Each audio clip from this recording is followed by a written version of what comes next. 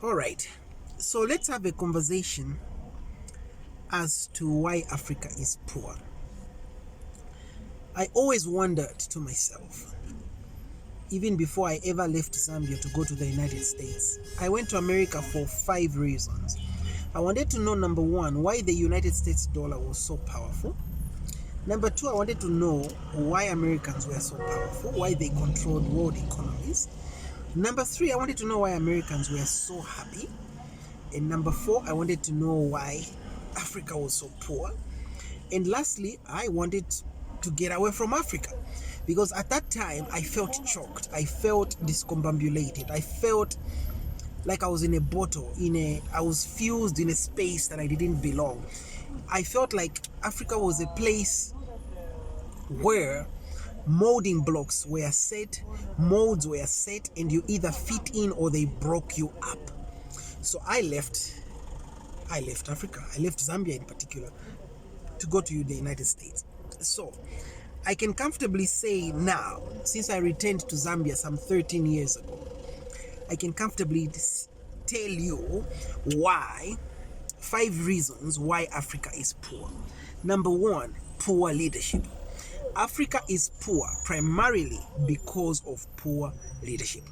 Africa is based with some of the most blessed, with some of the most educated people, some of the most intelligent people, yet these people are often very poor leaders. They make very good classroom geniuses, but they are poor leaders in the sense that they do not solve African problems. I remember one time coming to a certain municipality, and this municipality had a $1 million machinery that had been broken down for 3 years. And when I probed further as to why that machine wasn't working, that machine did not have one spare part worth $100. You pack a machine worth $1 million for 3 years because it does not have a spare part worth $100. That is poor leadership. I feel like Africans are more impressed by education, by qualifications, than they are by solutions and affluence of life. Africans are more concerned with the appearance of success rather than the actual success. And the poor leadership is what has brought African countries down. Haven't you ever wondered why African presidents are always meeting? SADC this, COMESA this, ECOWAS this, these meetings, 3rd annual meeting of the 4th annual diaspora of the what meeting. African leaders are always meeting, but they never solve problems of their countries. Number two, Africans have a problem of dependency. The 1.4 billion Africans are trained to depend on colonial masters. Colonial masters infused this in us from day one. The colonialists never wanted autonomy. They never wanted independence. Even when they liberated themselves, the Africans liberated themselves, they still remained dependent on the white person. And if you look at even our families, the way they are structured, if you look at our siblings, our parents, and everybody, there is that what others refer to as black tax. There is that continuity of the dependency syndrome. The third reason why Africa is poor, other than leadership and the dependency syndrome, is jealousy. I believe there are jealous people everywhere in the world, everywhere. But I truly and strongly believe that Africa is the headquarters of jealous. And you find the crab mentality, the people who like pulling each other down, are in Africa. Try and just do a good thing in Africa. You will see how many haters you will get. We don't celebrate one another. We always want to be doing things on our own. We always want to be the ones who are the best. Now, there's been jealousy before expressed by white people. For example, when the runner Caster Semenya, this South African sensation, 800 meters, 400 meters, 100 meters sometimes, 200 meters runner, Caster Semenya, was obliterating Olympic records. The white people said Caster Semenya was not female. She needed to go for another genetic test to prove that she was female. So white people do manifest jealous as well, especially when an African is doing well. But I believe that the manifestation of jealous between black to black, African to African, is at a hypochondriac level. So we cannot go ahead in progress if we remain jealous. Number fourth reason why Africa is poor is laziness. Passing time in Africa is a hobby. Idleness and delirious living, pursuit of nothing, is almost an expression of intelligence and occupation in and of itself. In Africa in general, people love to do nothing. Time is not valued. I remember being young people and your friend would escort you from their home to your home.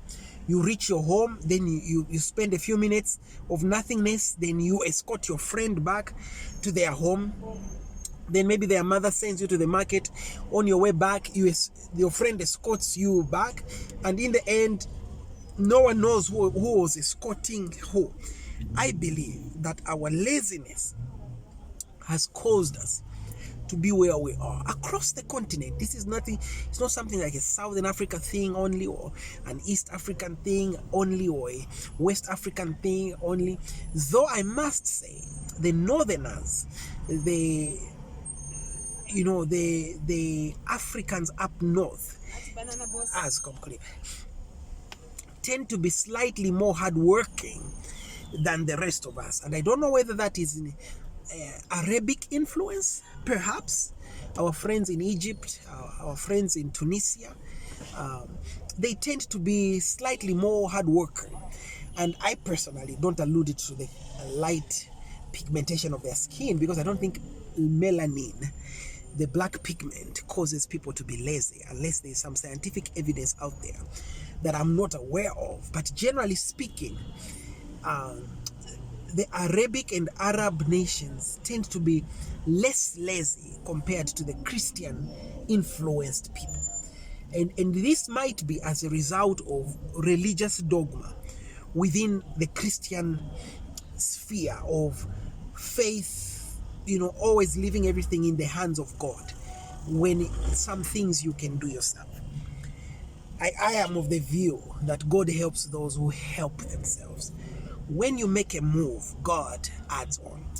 Number 5, the reason why Africa is poor is lack of self-belief. I believe that a lot of Africans don't believe in themselves. I remember I had a motivational talk in Dallas, Texas, USA. Packed room, 500 white people, maybe 100 black people, maybe 100 Mexican people, 700 people, packed intellectuals.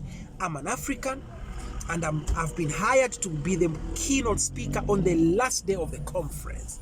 Some of the delegates had already left, so I was speaking on the last day. It was a Friday, it was in the afternoon. They didn't want to pay me for me to speak, and so I forced myself to speak for free, because I believed in showing them the value that I could bring to the table. Let me tell you, I blew the ceiling off. I brought that house down. And I say to myself, Mobida, you are African, but you are going to do your best. You are going to knock the bejesus out of this conference. By the time I was done speaking, there was not a single person seated in their chair. And not only that, when I went to my booth, my book table, we sold books, merchandise, and I made that day alone $4,600 that day. It was phenomenal. Gosh, I want that day to come again. What made me shine amongst Caucasians and Hispanic and Black Americans? It's confidence. I believe if Africans can believe in themselves, have the confidence, the wherewithal, the stamina, I believe that Africa will step on new thresholds. I want to say that God never makes mistakes. Africa is not a mistake. All humanity is designed by God to be productive, to be exceptional, to be a quintessence of God's radiant glory. Every human being, regardless of your skin, you were designed to conquer, not to be conquered. You are a light, not a darkness. You're not even a dark continent. There are some Africans who have done exceptionally well. The Mandelas, the Wangari Maatais, the Kwame Nkrumahs, the Kenneth Kaundas, Joachim Chisanos, and all these great Africans who have done amazing work. Having said that, it is important to say that the mismanagement of African resources cannot go on. The misuse of money, public funds in particular, cannot continue to go on. The human capital that leaves Africa to go abroad and work for other people, we can't keep having that. We can't have disease in Africa, whether it's Ebola or HIV or tuberculosis or if other nations are conquering disease, we can do that. We cannot allow poor infrastructure to conquer us anymore. If Dubai can revolutionize a desert in a space of 40 years, Ghana and Zambia got their independence years before Dubai was established. Ghana got its independence 10 years before Dubai was established. Israel was established, I think it was 1957, when the nation of Israel, just a few years before Ghana got its independence, and yet Israel is much more productive in science, technology, infrastructure. We cannot have conflict in Africa. We cannot. That's part of poor leadership. We cannot have climate change conquer Africa. Africa must conquer climate change. And lastly, we cannot have poverty in Africa. You guys have a great day. Remember, those are the 5 reasons why Africa is poor. Don't be a statistic of poverty. You can be a statistic of wealth, affluence, intellect, growth, development, and all those wonderful things. No longer should you be a statistic of poor leadership. Have a great day. There is no need to be a bad example of Africa. You can be a great example of Africa. This is your friend and brother Mobida. Now remember to like and subscribe to our YouTube channel. Share this video. Share in the comments what you have liked about this. God bless you and have a good day.